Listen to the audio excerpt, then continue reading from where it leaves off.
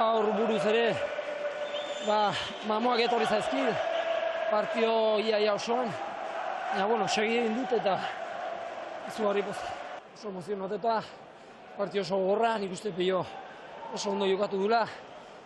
Ritmo askorekin, ni lehertuta nervioak, gero, hori, esan duan bezala, mamuak ez, oso gaizki hasi naiz eta segin dut eta ezkeren irabazi.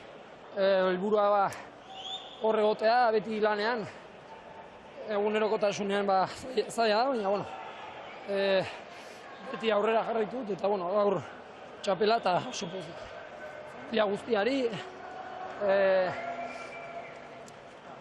aita, gurasoak, familia gertukoak, Arantxa mina gaizki dago, eta, Juanitari zorionak gaur bere urtetitza dela, eta, amitxiri eta mamari